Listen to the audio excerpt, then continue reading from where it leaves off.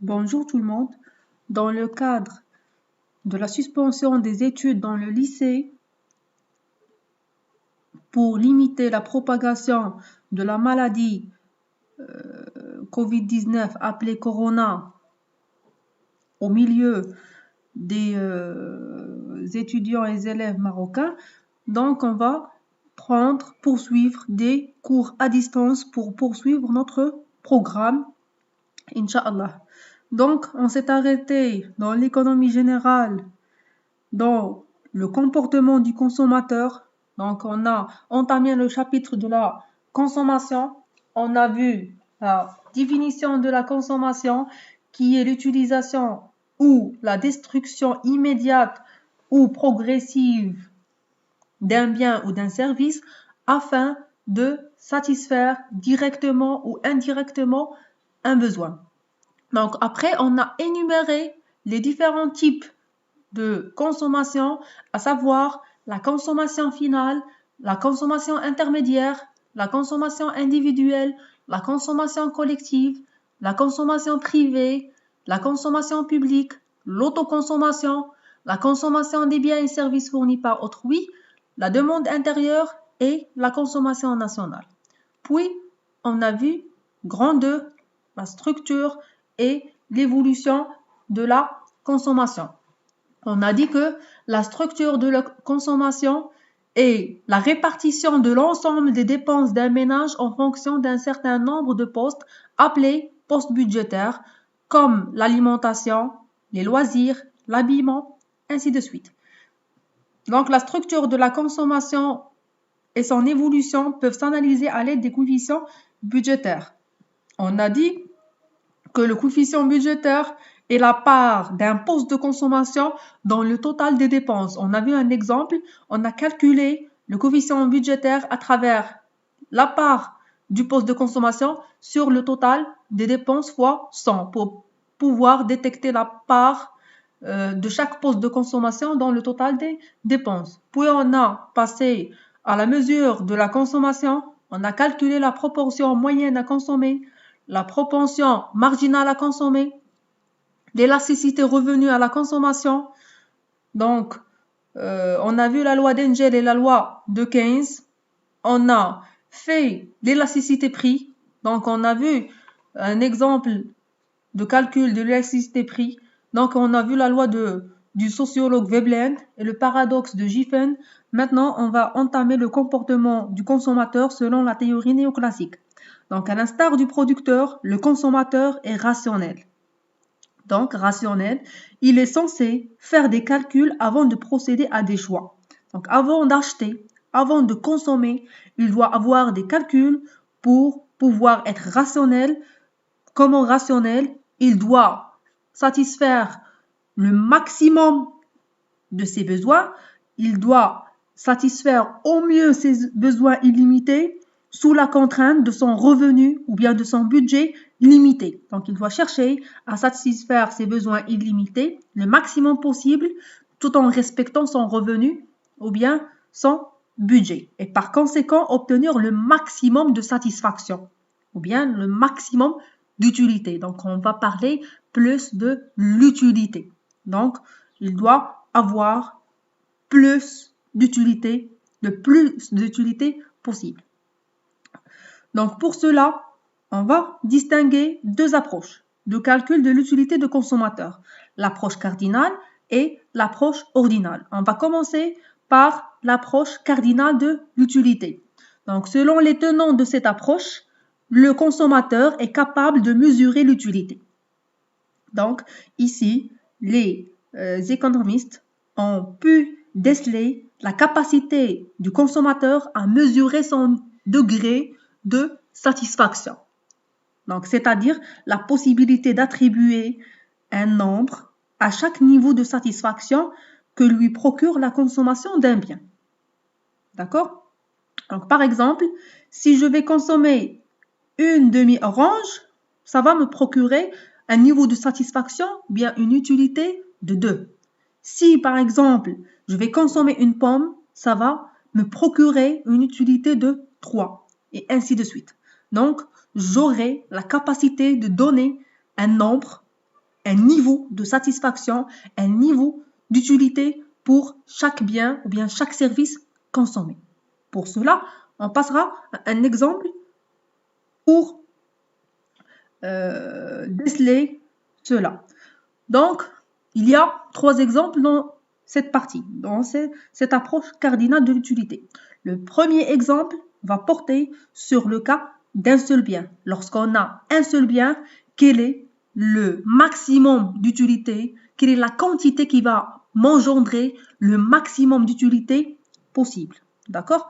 Après, on va passer à un deuxième exemple lorsqu'on a 2 biens qui ont le même prix.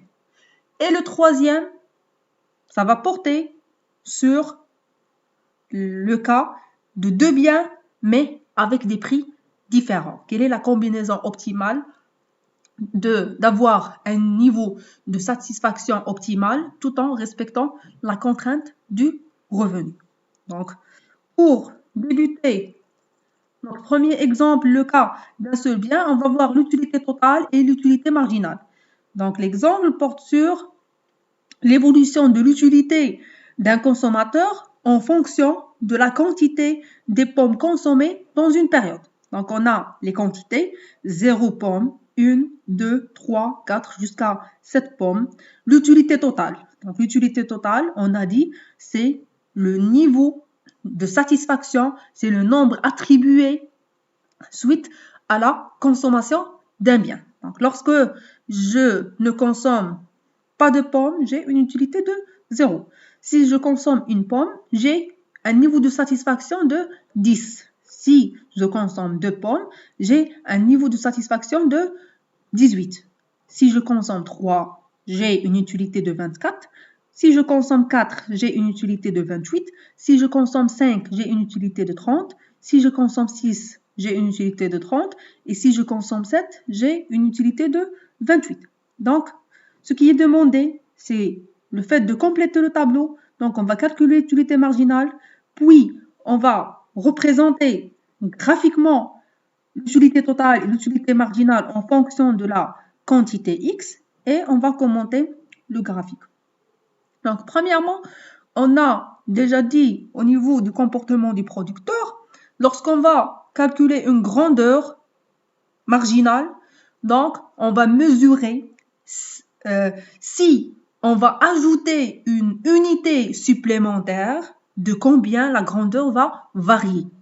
Donc, dans ce stade, donc, je vais voir lorsque je vais ajouter un bien supplémentaire, donc la quantité de 1 supplémentaire ou bien une quantité de biens supplémentaires, de combien va varier l'utilité.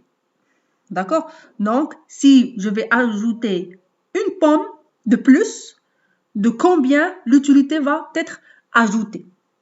Donc, je suppose que c'est clair. Donc, pour cela, on va prendre quoi? L'utilité marginale.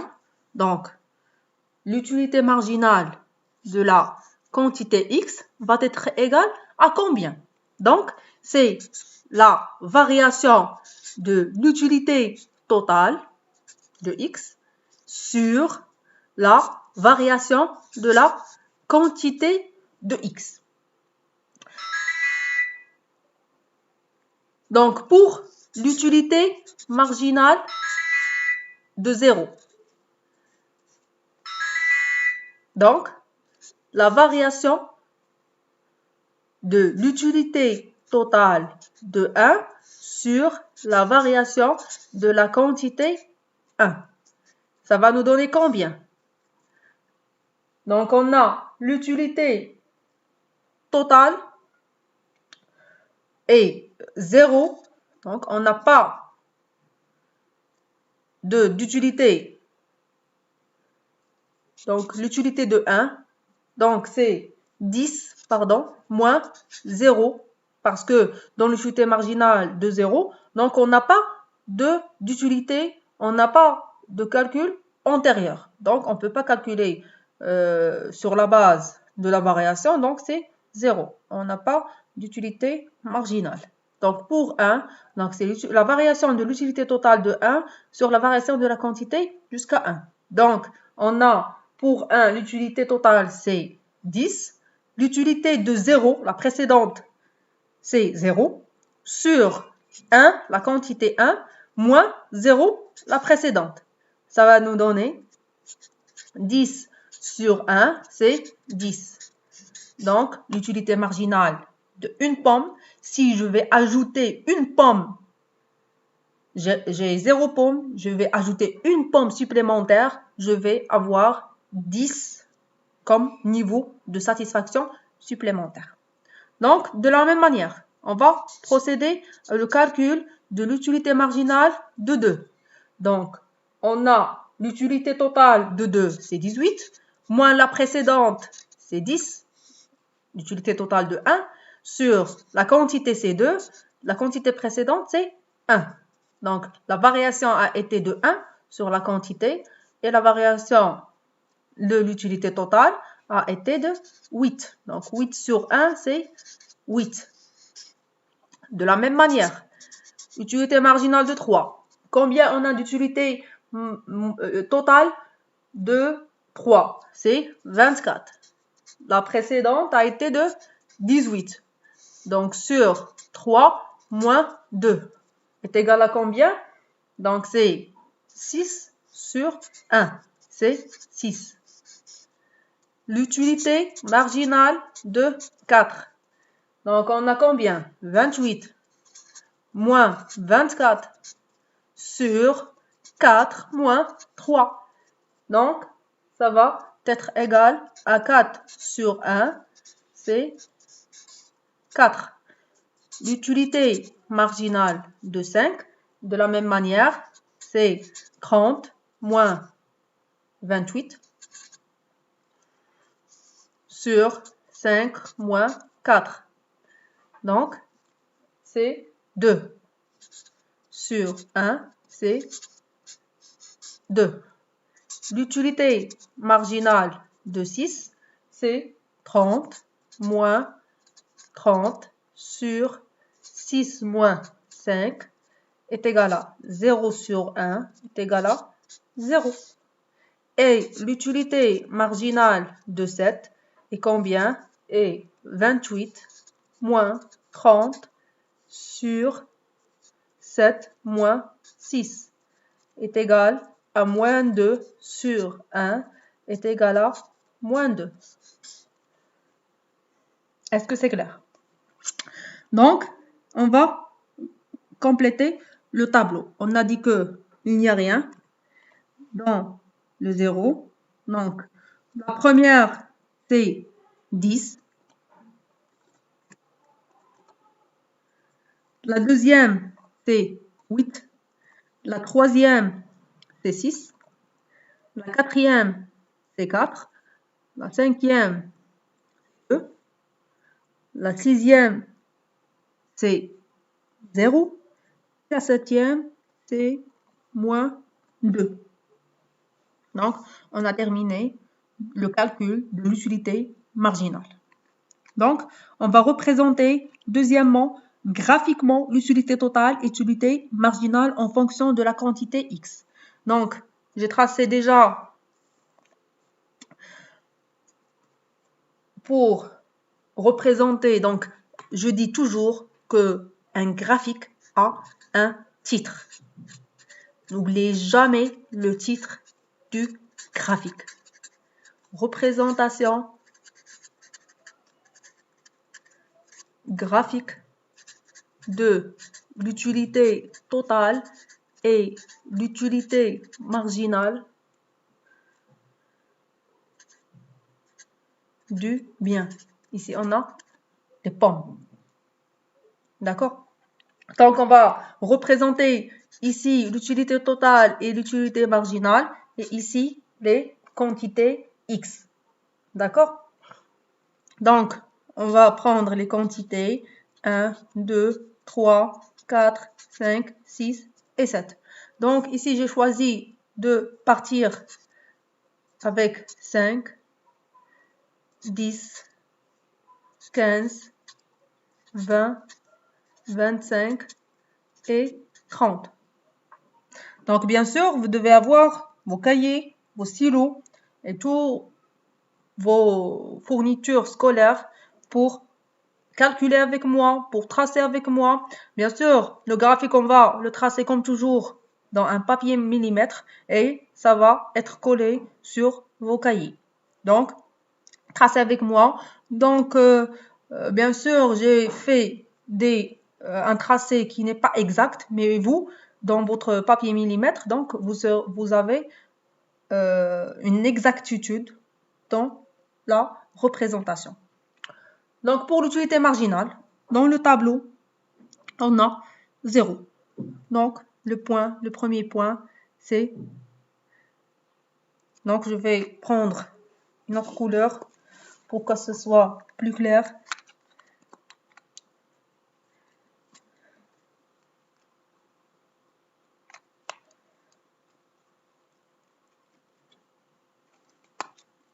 Donc, premier point, c'est 0. Donc, on a 1 correspond à 10. Donc, pour 1, c'est 10. Pour 2, c'est 18. Donc, c'est à peu près ici. Pour 3, c'est 24. 24, c'est à peu près ici. Pour 4, c'est 28. 28, c'est à peu près ici. Pour 5, c'est 30. Donc, c'est à peu près ici.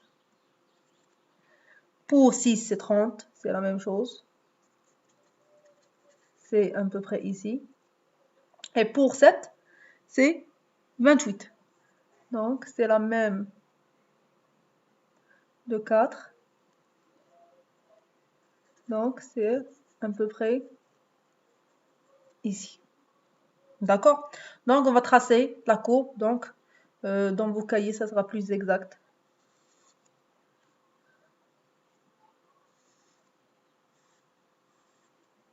Donc, c'est approximatif. Donc, une courbe à 1 an. Donc, on a représenté l'utilité totale de la quantité x. Maintenant, on passera à la représentation de l'utilité marginale. Donc, premièrement, 0, il n'y a pas d'utilité. Donc, pour 1, c'est 10. Donc, c'est le même point. Donc, pour 2, c'est 8. Donc, c'est à peu près ici.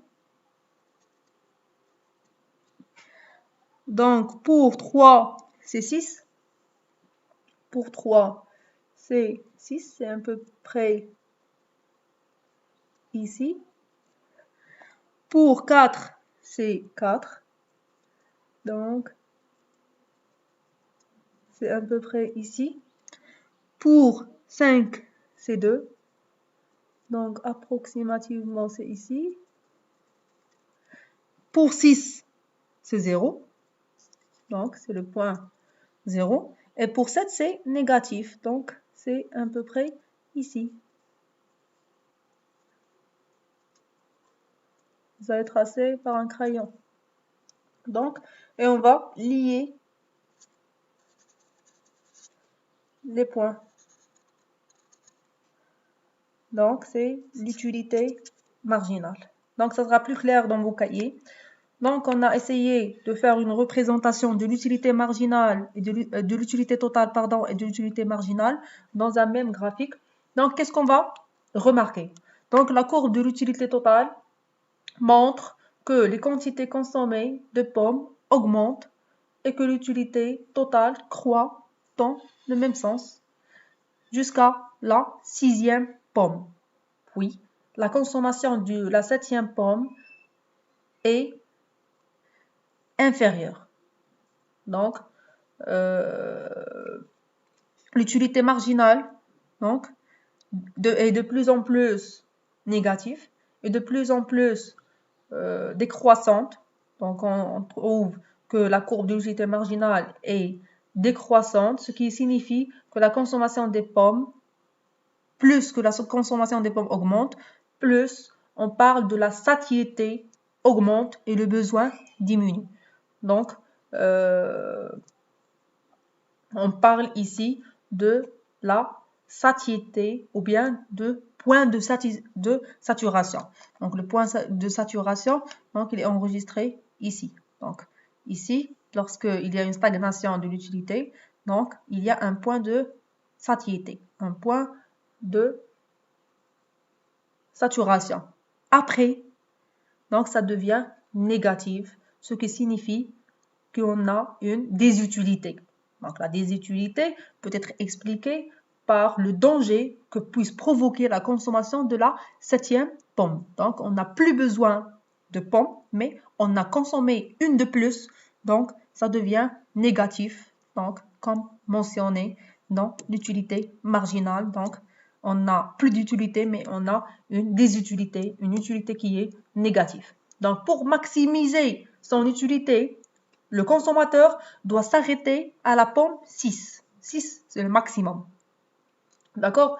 Donc, au-delà de 6, ça devient plus dangereux pour ce consommateur. On parle de désutilité. Donc, pour conclure, pour un seul bien, la condition d'équilibre, ou bien pour avoir le maximum de satisfaction, on doit, cela est obtenu lorsque l'utilité marginale est égale à 0. Donc, l'équilibre est lorsque ici, donc ici, c'est la consommation. Donc, lorsque l'utilité marginale est égale à 0. Donc, c'est la consommation de 6 pommes. Donc, c'est la quantité optimale. Au-delà, c'est pas bon. Et au-dessous, on ne peut pas avoir une maximum de satisfaction, une satisfaction maximale. Donc, pour généraliser, donc vous trouvez ici le dessin de l'utilité sur un papier millimètre. Donc, c'est un peu plus clair. Donc, j'ai préféré seulement tracer le graphique avec vous pour vous permettre de le faire sur vos cahiers. Donc, le commentaire, c'est à peu près la même chose que je vous ai expliqué maintenant. Donc, la courbe de l'utilité totale montre comment, à mesure que les quantités consommées de pommes augmentent, l'utilité totale croît, mais à un taux décroissant jusqu'à la 6e pomme, le point de satiété ou le point de saturation. L'utilité totale marque un point d'inflexion quand l'utilité marginale est nulle, UM est égal à 0. La courbe de l'utilité marginale, UM, est décroissante, ce qui signifie que à mesure que de la consommation des pommes augmente, la satiété augmente et le besoin diminue. Donc, c'est une constatation du psychologue allemand Gossen. La consommation de la 7e pomme a une utilité marginale négative. On l'appelle désutilité. Cette désutilité peut être expliquée par le désagrément ou le danger qu'elle puisse provoquer. Donc, pour conclure, pour maximiser sa satisfaction, son utilité, le consommateur doit s'arrêter à la 6e pomme où l'utilité marginale est nulle. M est égal à 0. Donc, pour un seul bien, la condition d'équilibre, le maximum de satisfaction est obtenu lorsque l'utilité marginale est nulle, est égale à 0. Donc, pour généraliser, c'est quoi une utilité totale? Donc, c'est le degré de la satisfaction que le consommateur a procuré de la consommation d'un bien ou d'un service. La fonction de l'utilité totale s'écrit comme suit. Donc, pour un seul bien, l'utilité U est égale à la fonction de X. Donc, une fonction de X où X est la quantité du bien consommé. Pour deux biens, l'utilité est égale à F de X et Y. Donc, lorsqu'on a deux biens, donc on a la quantité de X et la quantité de Y. Pour plusieurs biens, la fonction d'utilité est en fonction, une fonction de X, Y, Z, etc. Donc, selon le nombre des biens. Et X, c'est la quantité de bien X, Y, c'est la quantité de bien Y, Z, ainsi de suite. Donc, pour l'utilité marginale, c'est l'utilité procurée par la consommation d'une unité supplémentaire, c'est ce que j'ai dit, la consommation d'une unité supplémentaire d'un bien, donc elle est notée UM de X, comme on a dit, c'est la variation de l'utilité totale sur la variation de la quantité. Donc, c'est ce qu'on a calculé, c'est la variation de l'utilité totale et sur la variation de la quantité. L'utilité retirée de la consommation d'unités successives d'un bien donné diminuera à mesure que la consommation de ce bien augmente. Et c'est ce qu'on a remarqué par la courbe de l'utilité marginale. Plus on consomme, moins on a d'utilité, jusqu'à ce qu'il soit négatif. Donc, la condition d'équilibre, cas d'un seul bien, pour un seul bien, le maximum de satisfaction, la combinaison optimale est obtenue lorsque l'utilité marginale est nulle. Lorsqu'on a une utilité marginale qui est nulle, UM est égal à 0, donc on n'a plus intérêt à consommer parce que l'utilité a été maximisée lorsque l'utilité marginale est égale à 0. Donc, pour cela, on a terminé ces premiers exemples. Donc, ce premier exemple. Donc, on passera au deuxième exemple, le cas de deux biens. Lorsqu'on a deux biens, quelle est la combinaison optimale pour dire que je suis dans le maximum de satisfaction?